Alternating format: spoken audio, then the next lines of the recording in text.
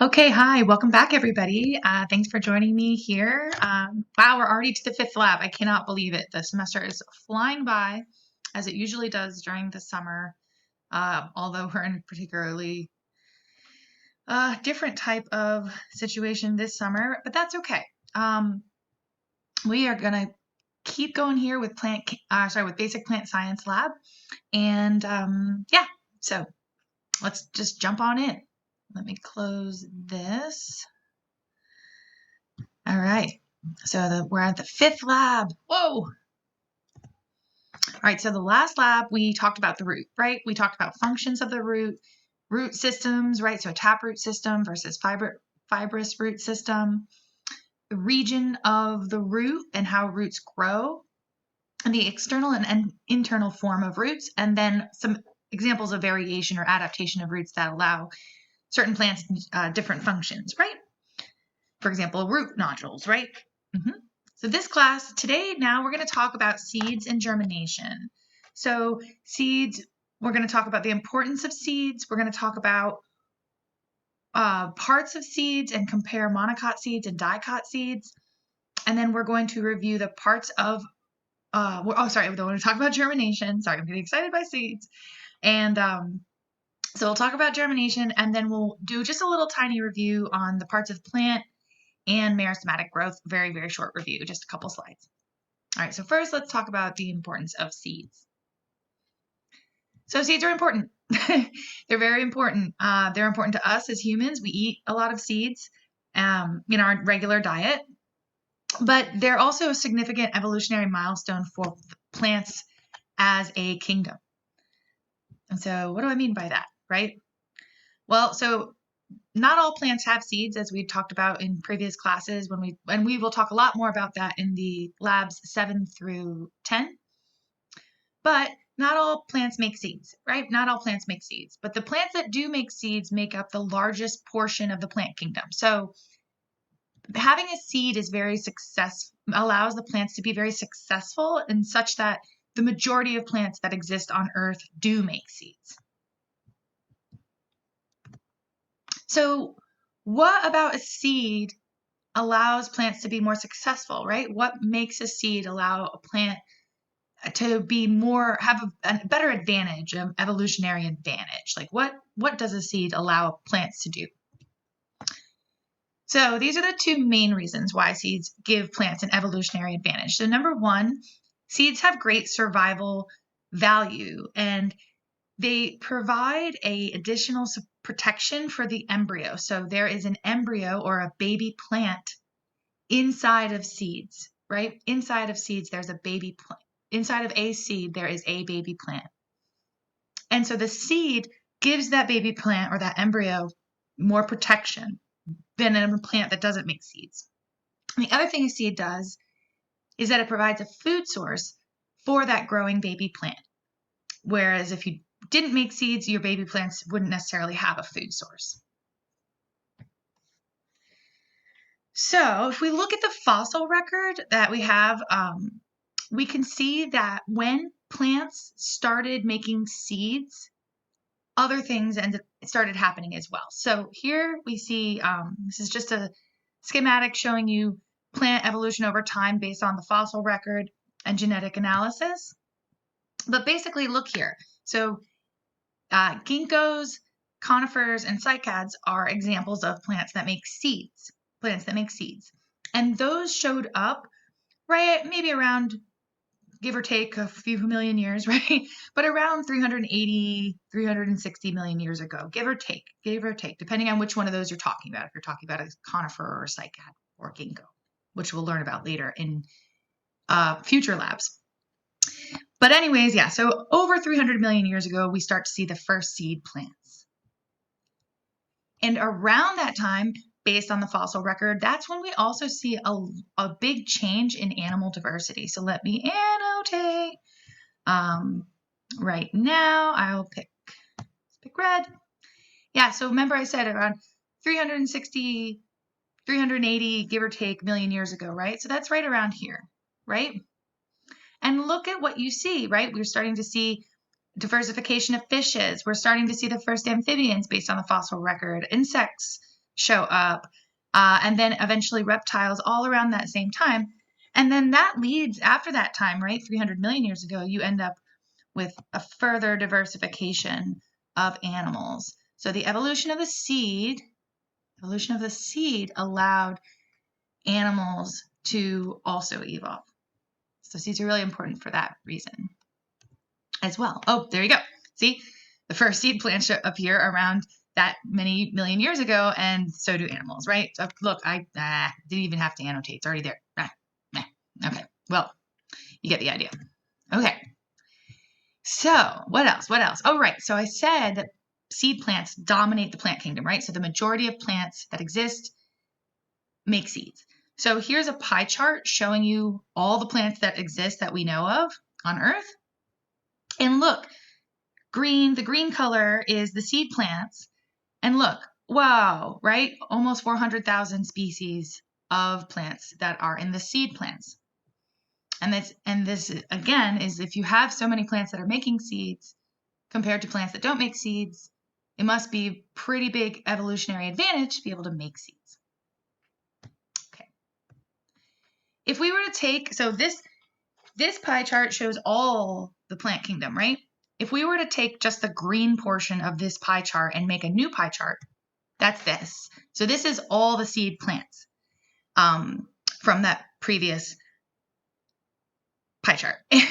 And so the majority of plants in the plant kingdom make seeds, and the majority of the seed plants make flowers, right? So I mentioned, remember the Gymnosperms, they don't make flowers, but the Angiosperms make flowers that we talked about in the very first lab. And so the majority of the plants that are seed plants are those flowering plants or the Angiosperms. So you can see here only 11,000 known species of Gymnosperm living on Earth. Okay. So this is just showing you again, kind of a little bit of repetition here, but again, these are the seed plants. These are the seed plants. So I just mentioned on the previous slide, your Angiosperms, which make up how much of that pie, right? The majority of it. And then that little teeny tiny slice is all the Gymnosperms. So the conifers, the cycads, and ginkgo. Okay. Is a little reminder what those words mean, Gymnosperms and Angiosperms. We did cover this, I think, in the first lab as well. But that word gymnosperm comes from that Greek root, not a plant root, right? Word root comes from that Greek root, which means gymnos or naked. And so the gymnosperms have naked seeds.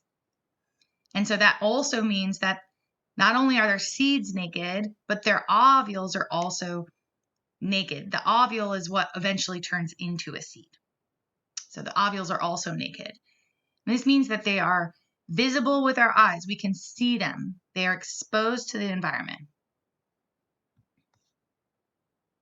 Here's just a couple examples of gymnosperms.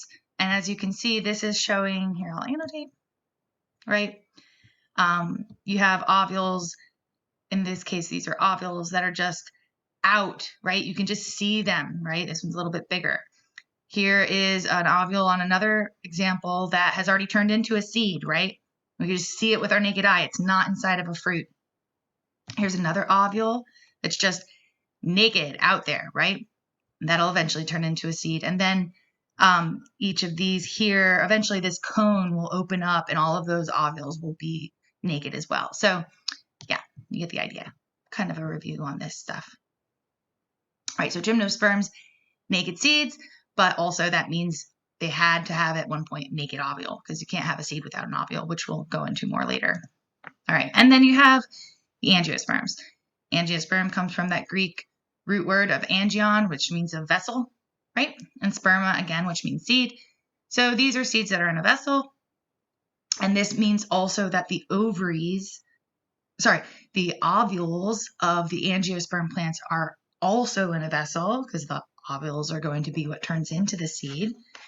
And the thing or the vessel that the ovules are inside of in the flowering plants is called an ovary.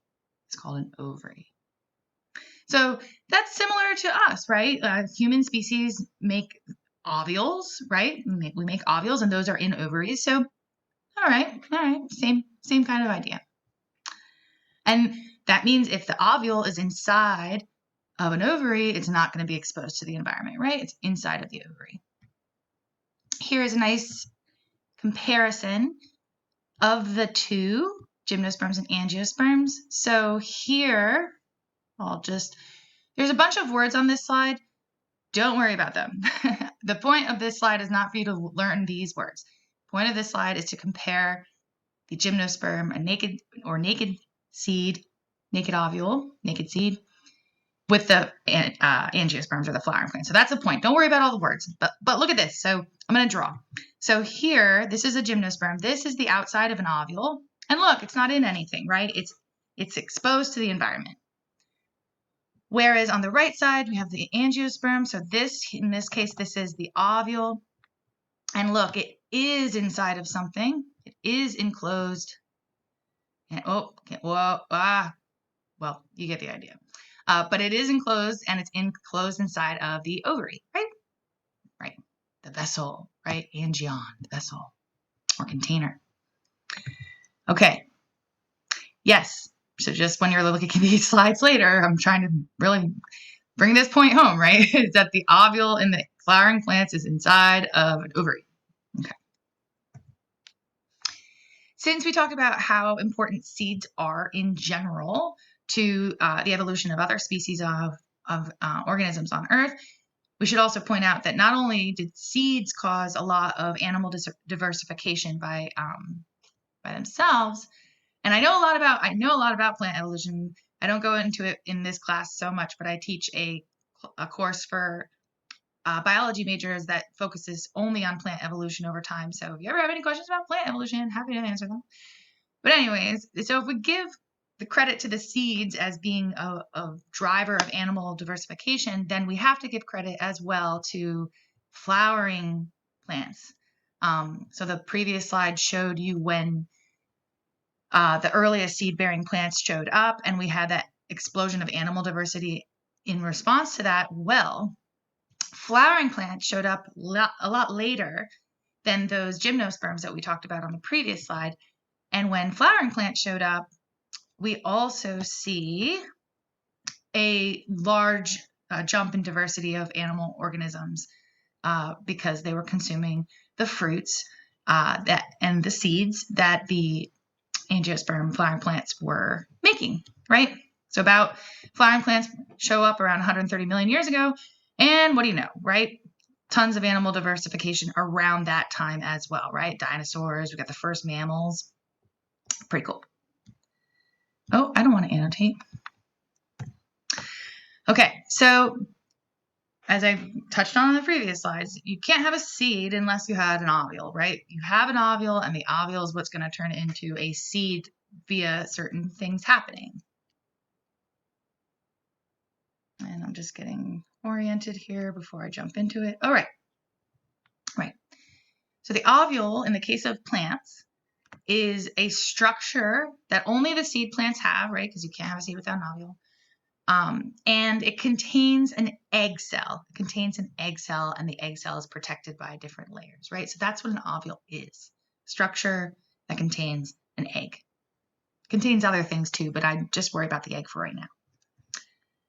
And then we have seeds. So the ovule is going to go on its journey to become a seed. And how does that happen? Well, we won't go into too much detail right now, but the main thing that happens is that the egg gets fertilized. And when the egg gets fertilized, the ovule will undergo changes and turn into a seed. And when the egg gets fertilized by sperm, that will be the beginning of your new baby plant, which is inside of the seed. Okay. Just like when we talk about humans, right? First, it will become, when you have the fusion of egg and sperm, first it becomes a zygote, and then we'll start to grow into what we call an embryo, right? Or a baby plant. Okay. So that covers importance of seeds, right? So now let's talk about parts of seeds. What makes up seeds? So we can't talk about parts of seeds unless we point out one thing, right? So there's, just like we've seen in previous labs, Dicots and monocots have slight differences. And so the seeds of monocots and dicots are different in that they have a different number of cotyledons.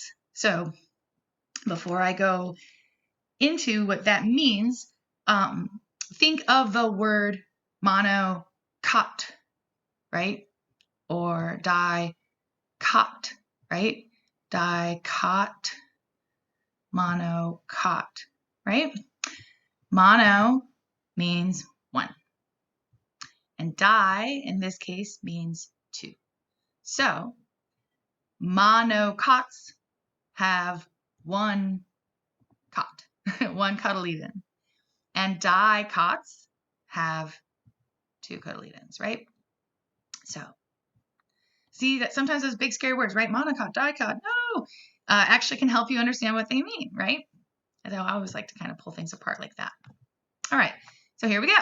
So most of you have probably at some point seen a lima bean, right? So I think sometimes people call them a butter bean, but lima bean, right? You've seen a lima bean probably, or you've seen a kidney bean, or you've seen a baked bean, right? You've seen beans. You've seen certain beans. And kidney bean, lima bean, right? You can pull them apart into two pieces, right? They come apart like this. And the reason that is because those are the two cotyledons of a lima bean, right? So on the left here, we have the lima bean. That's the dicot, because it has two cotyledons, falls apart, and so that's the dicot.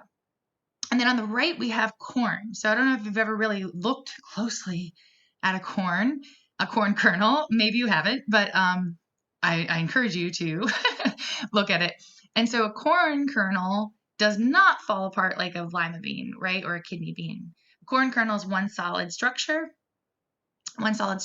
and that's because it's a monocot. That one solid structure is the single cotyledon. Here you go, diagram. So this is the lima bean. We'll take lima bean first. It says garden bean, whatever, same thing. Lima bean, it's a bean. And so this is what I was talking about before, is like the two cotyledons make up that bean, and so it allows the bean to come apart in two pieces, and that's an example of a dicot. Some other parts of the dicot, well, some other parts of seeds in general, all seeds are, here I'll highlight the ones that the lab mentions. So on the very outside of the seed, you have the seed coat.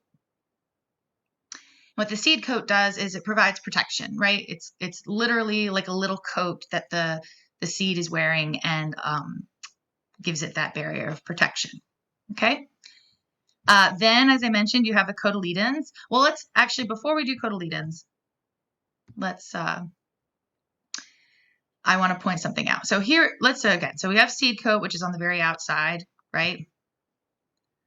Right. So this is over here is a bean that's not split in half, and so the whole outside of this is all the seed coat, right? This is all the seed coat here, right? The whole outside is the seed coat. Okay. Next, you have. I'll use different colors so we could highlight different things. Next, you have the embryo of the baby. You have the baby plant. The baby plant is inside of the seed. The baby plant consists of these parts. So it consists of the cotyledons, right? So this area here is a cotyledon. This whole area. I'm not going to color the whole thing because I'll color the whole thing on this side. So this whole thing here is a cotyledon, and similar on this side too. So those are those embryonic or baby leaves. And then next, the embryo is going to have a little stem. And we'll talk more about the epicoidal and the hypocoidal on a subsequent slide. So I'm going to leave it at that. But those are parts of the stem. The embryo has a little stem right there. And then the embryo has these little leaves, which will ultimately become, and those are called a plumule. And those will ultimately become the first mature leaves, right? So not embryonic leaves, the first mature leaves. Some other things we see on this diagram are, for example, the hilum. So the hilum is this little dot that's on the top of the bean. Here you could see it. You could also see the hilum on that part and that part, right? That's the hilum. It's a little dot. The hilum is the scar from where the bean was attached to this. Oh, always happens. Here, maybe I can go back. I think I can. I learned it. Okay. So the hilum is actually the scar from where the bean was originally attached to the fruit. So that's what the hilum is. See? And yes, anything with seeds inside of it is technically a fruit, botanically speaking. So even this bean on the side here is an example of a fruit if you're speaking botanically because it has seeds inside. Yep, right. Whoa. Well, then what's a vegetable? Well, lettuce. Lettuce is a vegetable. There's no seeds inside of lettuce. Happy to talk about that more with you guys. But yeah, blow your family's mind with that. Last but not least, we have the micropyle. And the micropyle is this tiny hole. And the micropyle is what allows water to enter the seed. So if the seed is covered with a coat, how is water supposed to get inside of there to get to that little embryonic plant, right? It can't. So the micropyle is a tiny, tiny hole that lets water come into the seed. All right, so that's the dicot seed parts. Next. Oh, cotyledons, right. Next is monocot seed. Monocot seed, I'm not going to spend as much time on because it tends to, don't worry so much if you're not seeing a lot of the same things. But monocot seed still has the same structures as we saw before. Like it still has, let's see if I can remember the same colors. It still has a seed coat, right? And that's right on the outside here, seed coat. It still has it only has one cotyledon now, but it still has a cotyledon, but only one. And then the embryo inside of the seed, this is the embryo inside of the seed, still has stem tissue, will ultimately have, like, it will grow into a mature leaf. And the new term on this slide that we didn't have on the previous slide is endosperm. Endosperm. So I just want to see if I tell you. I guess I don't. I tell you it on a later slide, I think, or I already covered it. I definitely say it on a slide in here. But endosperm, what is that? Endosperm is that food source. So remember that we said that part of the way that the seed is a better way to for plants to live is because the embryo is protected, number one, but also that the seed itself provides a food source for the embryo. The endosperm is the food source. That's what the endosperm is. It's the food. Yep, and so remember the monocot, right? Cotyledon, monocotyledon has only the one cotyledon. Okay, there you go. Oh, see? Okay, this is just another example since I mentioned corn before. Like this is an example of a corn seed. Corn is actually the fruit of a grass. And so there's all like new different terms that we use to describe grass for whatever reason. Thanks, grasses, for being complicated. You guys don't have to worry about that. Even the lab stuff might mention a few different terms for grass, but you guys don't have to worry about that. But I'm just showing you here the main take-home message is that grass is still a single cotyledon, right? And so this whole thing here. Oh, sorry. This whole thing here would be cotyledon. Again, don't worry about that. The main thing I want you guys to take from this is the monocots and dicots have different numbers of cotyledons, and then the parts of the dicot seed.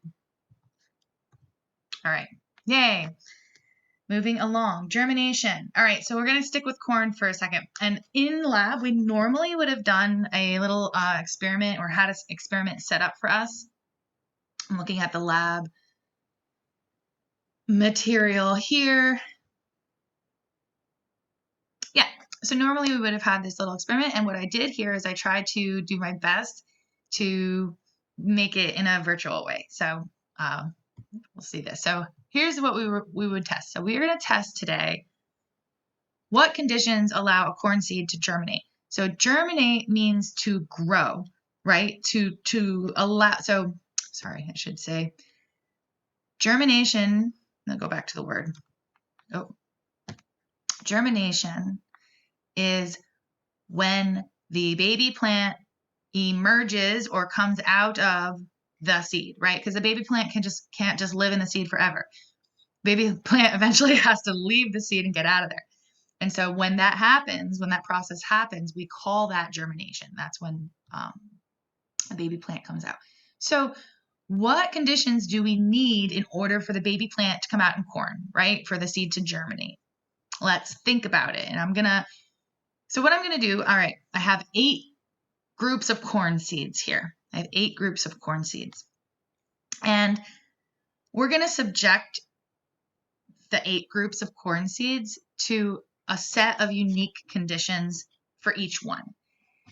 And we're going to see what conditions the seeds needed to be able to germinate. So the first condition we're going to subject these corn seeds to is that half of them we're going to give them sunlight. And the other half of them, we're not going to give them sunlight. So they'll be kept in the dark, right? Like in a cabinet or something. Then half of the ones that are given sunlight are going to get water. And half of the ones that are not given sunlight and kept in the dark are also going to be given water. And the others will stay dry. And then lastly, we're going to subject them to different temperatures. So there's different thermometers down here, but there's only 2 values you have to worry about. I have it in Fahrenheit and Celsius, but so if we go Fahrenheit, if the box is red, see how the box here is red, like this box. If the box is red, here I should use red.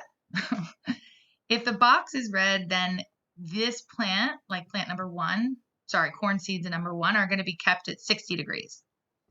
And likewise for all the other ones with red boxes, right? These will all be kept at 60 degrees Fahrenheit. However, if we have a blue box thermometer, these are going to be kept at 32 degrees Fahrenheit or 0 Celsius, right? Freezing temperatures. Great. Okay. So we have, I should take annotate away. So we have these 8 groups of corn seeds. Each one has a unique set of existence. And we're going to see what allows the corn seeds to germinate. The first thing we have to think about what they might need for germination. And we have these different categories here to deal with, right? Light, no light, water, no water, freezing temperature, or 60 degrees, right? Those are the things that we are manipulating in this experiment. So the first thing, we'll go from the bottom up, right? The first thing we're going to think about is temperature. And so what you should do, pause right here, pause the YouTube, and I want you to think about it, right? Does the plant, would the seeds germinate well, right? Would the baby plant want to emerge out of the seed when kept at 60 degrees Fahrenheit or at freezing temperatures, right? So think about that. So they want to be kept at warm temperature, right? So all of the ones that were being kept at freezing are not going to germinate. So we're going to take them out of here, right? Because the seeds want to be kept in a warm environment for corn. And so definitely the seeds are not going to want to germinate when it's freezing temperatures, right? They want warm. All right, so we got one thing that we know they need, warm temperatures. Next, we got to think about moisture. Right? So again, you should maybe pause and think about it for a second and like, what would it need, right? Would it prefer moisture or not? And if you've ever planted seeds, I'm gonna reveal, yes, you need to water seeds for them to grow, right? So the ones that were kept dry are removed now. So it needs warm temperature, it needs water, And then last but not least, we have the light versus no light manipulation, right? So if you're growing seeds, you know you want to keep it warm, you know you want to add water. But does a seed need sunlight, or does the seed not need sunlight? Think about the seed. And you could pause it to think for a second, and then I'll reveal the answer. Okay. So I'm sure most of you are like, it needs sun, right? And that's nope, wrong. No. So you probably thought it did need sun. Most people think it needs sun. And the reason why it doesn't is okay, let's think about this now. So plants need sun, right? Plants need sun to do photosynthesis. We already learned that. But where are seeds when they're germinating? Most seeds in the dirt, right? So honestly, they don't need sun to germinate. Most important is the warmth and the water. Warmth and water. Yes. All right, so that worked out pretty well. Oh, there you go. There are pictures of, here, I'll highlight one. Let's use black. So here you go. Here is a corn seed that germinated, right? In the group number 5, because it had all the things it wanted, right? Here's another one that germinated. So I'm circling corn seeds where the embryonic plant is already starting to emerge. Okay. Next. All right, so that was fun. This is also about germination in a way, believe it or not. So there is a thing in the lab that said scarification. And so what we were going to do in the lab, and I didn't make one here because we were just going to talk about it instead, is we were going to take seeds and take razor blades and make little holes in the seeds. And then you guys were going to take them home to see whether or not they germinated, right? The ones that you had put holes in with a razor blade or the ones that you didn't. And so even though this is talking about scarification, the reason we would do that experiment is because of this phenomenon that we're about to talk about now. So some plants are animal dispersed, meaning in some plant species, animals, including humans, right, eat the seeds, right? And then the seed goes through the gut of the animal, right? Through the gut. Here, let's show some animals eating seeds, right? This was from our first lab, where we talked about this for the first time. So here are some examples. These birds are eating these seeds, and these seeds are going to pass through the gut of the bird, and eventually the bird's going to poop it out, and the seed will grow. And so part of the reason why that happens is some seeds have seed coats that are so tough that unless it passes through the gut of an animal and the enzymes in the gut start to break down that seed coat, otherwise they can't germinate. So for some seeds require being eaten by an animal or having some other thing hurt the seed coat, like maybe fire. There's species that require fire in order for their seeds to germinate, etc. So that's what that scarification experiment in the lab was supposed to mimic. We were making holes in the seed coat, so you get the idea. Okay. All right. So now here is a seed. Don't worry about the word gametophyte right now. Don't worry about that. Here is a seed, and inside the seed is the embryo. And we talked about some of these terms on the previous slide, but just to show you another version of it, of how it looks. So there again is your seed coat surrounding the seed. Cotyledons are those embryonic leaves. So depending on the species, depending on if it's a monocot or a dicot, it'll have 1 or 2. Monocot would have 1, dicot would have 2. So in this case, there's 2 cotyledons. So this is from a dicot, even though we can't see the other half of the thing. The embryo also is going to have those apical meristems that we talked about during the plant growth stem lab thing and the root lab, right? Apical meristems at the top and bottom. So here I'll draw them. apical meristems. One is right here, and one is right here. That's the beginning of the embryonic root. Then there's a large root in this diagram. Then there's a large root cap surrounding that. Okay, and then this is what I said we're talking about a little bit more on these slides here. So hypocoital. So you see this word hypocoital. So remember, sometimes these words can give us clues as to what they mean. So hypo means below, right? Like a hypodermic needle, right? When you get a shot, the doctor goes below the dermic, right? Below the skin. So hypo means below. And in this case, caudal, hello, caudal, right? Hypo, below the cotyledons. So the hypocoital is the stem area that's hypo, below the cotyledons. So that would be in this case here, right? Stem area that is below cotyledon. And then the radical is what you call the baby root or the embryonic root. And then that would be here leading to the apical meristem of the root. Okay.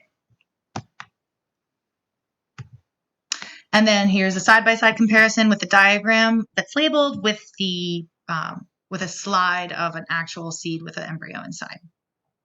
And as I mentioned, I knew I put it somewhere in the slides. The endosperm is the food source for the growing embryo. And in the case of the seed on the right, it's stained blue. So the blue stuff surrounding that embryo is the endosperm. Sometimes when you are looking at a seed, like for example, a lima bean, sometimes depending on when you're looking at it, it's hard to tell if you're looking at the endosperm or the cotyledon. Don't worry about that too much. I'm just telling you, like if you're looking at a finished lima bean, what you are thinking are the cotyledons at that point might be endosperm, because the endosperm ends up taking up the area too much words. The endosperm is the food for the growing embryo. That's what I want you to know. That's what I want you to care about when we talk about endosperm. All right. Again, don't worry about we're going to learn about the flower in the angiosperm lab, but what I'm trying to show you here is a few of the things we've talked about before. So if I don't talk about it right now or highlight it right now, don't worry about it. Okay. So we're in the angiosperms here. Here is an ovule, right? In this case, there's 6 ovules. And because we're in the angiosperms, angion, right? Vessel or container. So the ovules of this plant species are an angiosperm, and so the ovules are inside of the ovary, right? And I told you that an ovule has inside of it an egg. And the egg eventually will be fertilized by a sperm, which will turn the ovule into a seed. So don't worry about this process right now, but let's just say here in this ovule, down here, sperm has already been able to come to fertilize the egg. And so now what was an ovule is going to turn into a seed, right? That has the result of egg and sperm coming together makes a zygote. And then there's going to be endosperm in that seed as well to provide a food source for the baby plant, the zygote, and then ultimately the embryo. Zygote turns into embryo. Okay, and then again, if I don't highlight it right now, don't worry about it. So this is what we had just seen on the previous slide, right? You had a zygote inside of a seed. And eventually the zygote is going to grow into the embryo inside of the seed, right? And then when eventually the seed will fall down into the ground or be eaten by a bird or something and pooped out. And then once the seed is in the ground, it will absorb water and be warm. And then eventually will germinate. And so this is the result. Here is the seed coat still there. Here is the roots of the embryo coming out, which are called the radicle, is the baby root. And then, which we talked a little bit about in the root lab. And then this will be your stem tissue with your mature leaves, which are the plumule, eventually growing into the final plant, right? We're going to have a lot of repetition in these things, so don't worry if that seemed like a lot of information, right? So a seedling. Okay, this is a real life seed. And you can see this whole area here is the seed coat. It's already ruptured because actually it even goes over here. It's already ruptured because the baby plant has already germinated. And so the first thing that's going to come out of a germinated seed is going to be that embryonic root, the radicle. So the radicle will be the first thing to come out of the seed. Once the radicle, because why? Because remember, the baby plant has a food source. Baby plant doesn't need to grow leaves right away because it has food. However, the baby plant does not have a water supply. So the first thing that baby plant wants to try to establish is a water supply. That's why the root comes out first. Once a root is out, the rest of the shoot system will emerge out of the seed coat and begin, making its own food. So I actually have a video here. And I think I already have it pulled up for us. So let's get out of this and let me just share my screen with you guys so I can show you. Yeah, I'm sharing my screen. Okay, thank you for telling me that. So let's make this big. And this is just a little video about germination. The link to this video is also on the Blackboard page. And so I'm just going to start it. Germination. The journey of a seed. Actually, so I'm going to put on closed captions in case you guys don't hear it on that end, and I will turn it up here. I think that will help. Let me make this louder. Okay, let's try. The journey of a seed to a seedling passes through many stages of growth. In the early stages, when a seed is placed in moist soil, it absorbs the water around it. The water then reaches the beginning of the baby plant or the embryo within the seed. This makes the embryo grow and increase in size. Eventually, the embryo breaks open the seed. Oh, I didn't mean to do that, sorry. Eventually the embryo breaks open the seed And comes out of the seed. The root comes out first and grows into the soil. This fixes the baby plant to the soil and helps the root absorb water and nutrients from the soil. Then the shoot comes out of the seed and starts to grow toward the sun. The first pair of leaves that come out of the seed with the shoot are called cotyledons. The root grows longer. The shoot becomes green and sprouts more leaves. This is a young plant and is called a seedling or sapling. Okay, that's good enough.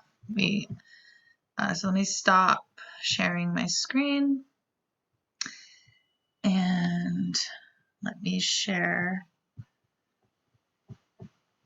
PowerPoint slide again.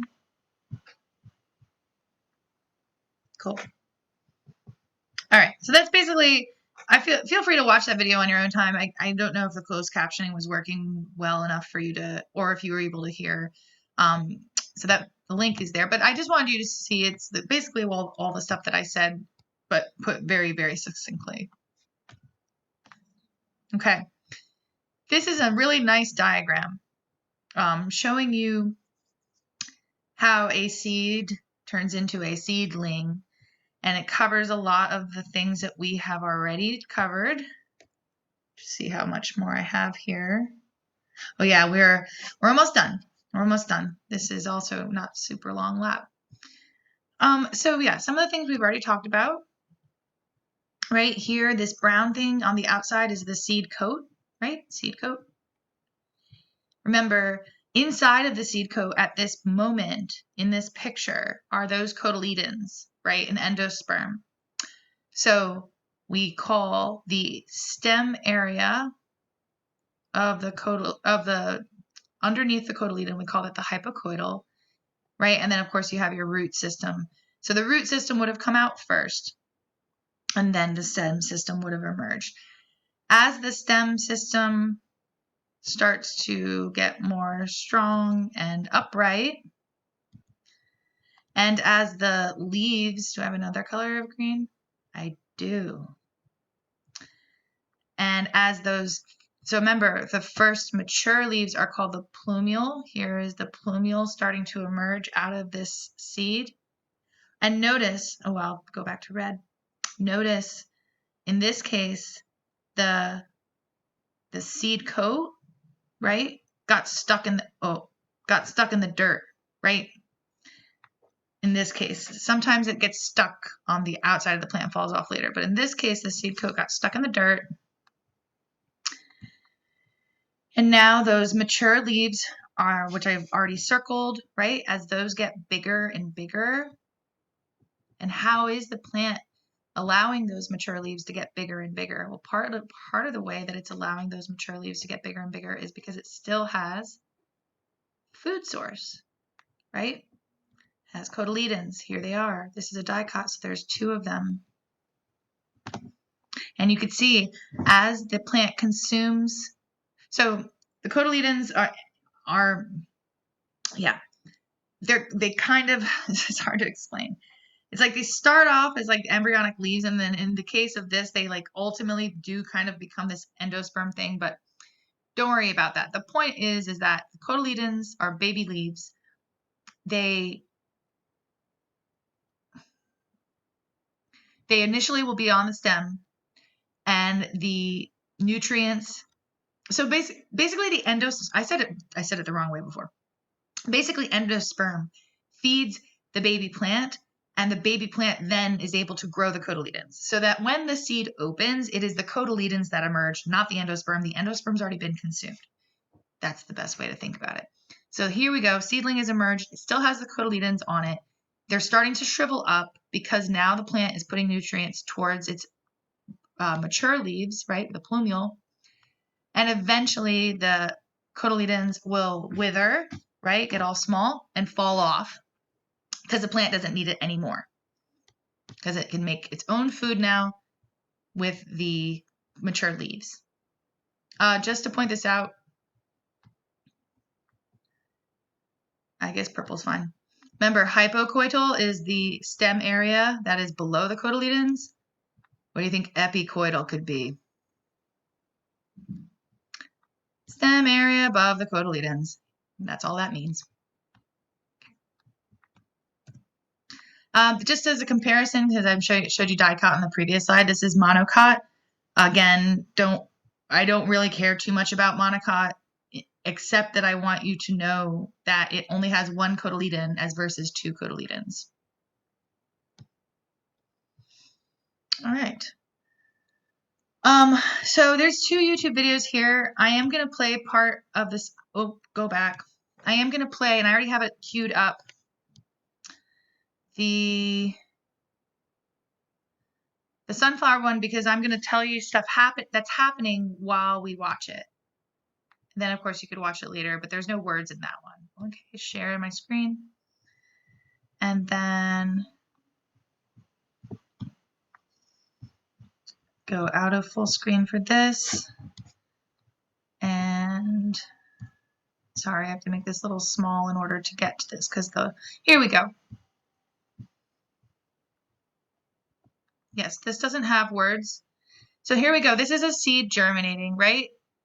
To make a seedling. So first thing, those are the cotyledons that you see there. Those are the cotyledons that you see there.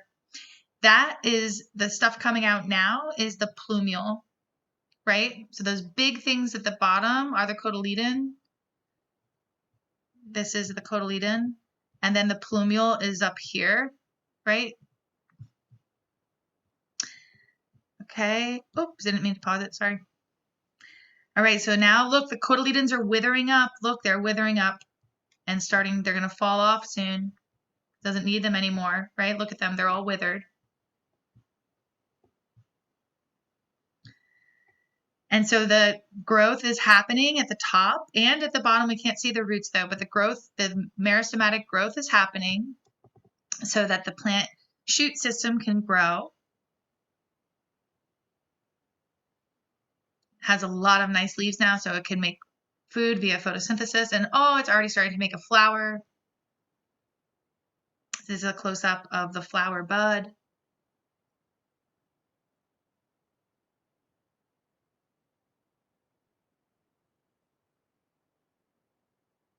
This is time-lapse photography, right? We're taking photos at many different points of time. And like, look how much plants actually do move. You know, you don't think about plants moving, but they actually do move a lot. It's just that they move too slow for us to see them.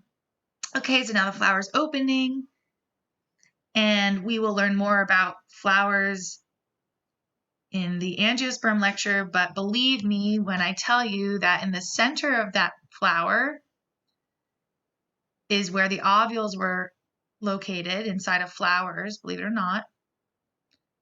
And so then the center of that flower has been pollinated. I don't know if you can see there's flies flying around that are pollinating the flower. And so the center of that sunflower is going to become all new seeds, right? So you can see that it's starting to turn dark because sunflower seeds tend to be black. And so look at the middle, it's all becoming black, and that's all like lots and lots of seeds, like hundreds of seeds.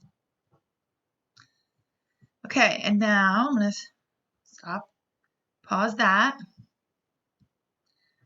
And then I have another video here. This is a video we watched part of it during the root lab. But now that we had this root lab and the stem lab and the seed germination lab, we can talk about it. So look, here's a seed in the dirt. And the first thing to emerge is that plumule, that radicle. First thing to emerge is that radicle, right? The embryonic root. Now the shoot system is starting to emerge. This area, the green part, that's the hypocotyl because it's the stem area. This is stem area below the cotyledons. Now look, the seed coat is still attached. And you can see the beginning of the plumule, right? Those mature leaves. And now, whoa, there we go. That part of the stem is the epicotyl, right? Because it's the part of the stem that's above the cotyledons. These are the cotyledons here. Cotyledons are starting to wither because the plant is consuming the resources that were in there. And we can see this is actually a bean. This is, like I was saying before, like a kidney bean. This is actually a kidney bean, so it's even better to show you. So look on the left, you can see the plant still has the cotyledons attached, but they're starting to really wither now. Oh, and there they go, fall right off. Meristematic growth is happening at the tippy top of the plant, so allowing the shoot system to grow stem tissue and leaf tissue. And again, how much it moves, it's moving so very much. We don't think about that when we think about plants. Look at the root system on the right. It's really grown from just that little radicle, right? Now it's this whole giant root system. Yeah, and then the other part is about the roots.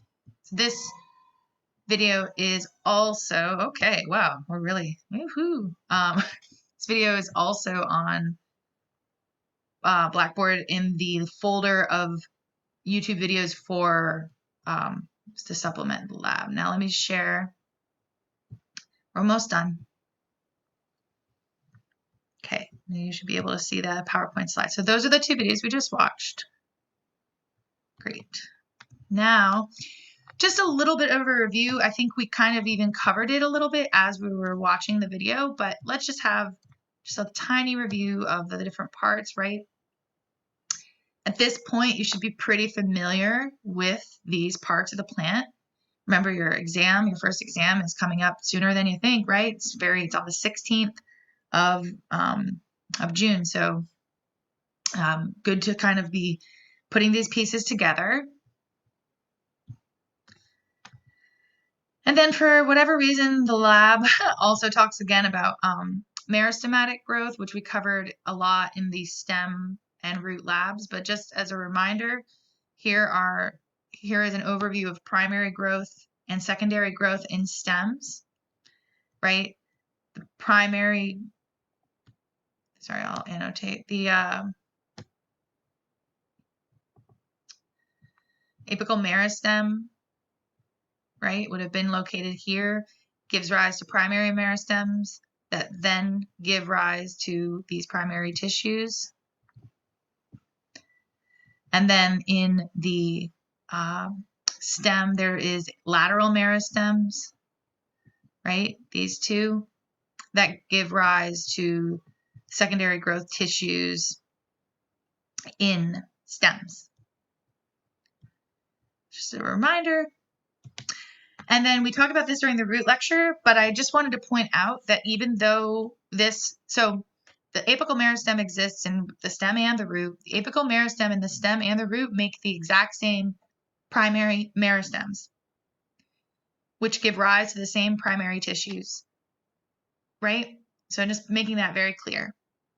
But keep in mind, if you're a big giant tree, oftentimes your roots will also over time undergrow secondary growth. So you can have woody roots if you're in a tree. You can have woody roots and they would have secondary growth and similar secondary tissues. We don't really cover that too much. Okay. So the homework assignment for this lab is will be available on, if you're watching this on Tuesday, like the day that this class would have met. It's available starting at 7 p.m. and it's due by Thursday at 6 p.m. And the next class we're going to have is plant physiology, and that will be the last lab that will be covered for the first exam. The first exam is 1 week away from today. So again, if you're watching this video on Tuesday the 9th, if you're watching it that day, the day of our class, I'm just letting you know that the exam is in 1 week. I will be posting a study guide, or probably if you're watching this now, it's probably already posted, but keep that in mind. It's going to be very similar in structure to the homework assignments that we've had. It's going to be longer, obviously. I don't know how long yet. I haven't made it. But I'll give you an idea of how long I think it'll take when I let you know. And I'm going to have it be the same way that we've done these homework assignments, where the exam will be open for a block of time, and you'll have any time during that block of time to complete the exam, but you'll only have one attempt at the exam. Email me or write in I have a discussion board section set up on Blackboard for these recorded lectures. So if you have a question there, even about the exam, feel free to ask it on the discussion board. All right, cool. Oh yeah, well that's it. Okay, well thank you guys so much again for joining me. And yep, next class is plant physiology, and then the next class after that is the lab exam 1. So study, study, study. Okay, talk to you guys later. Thank you.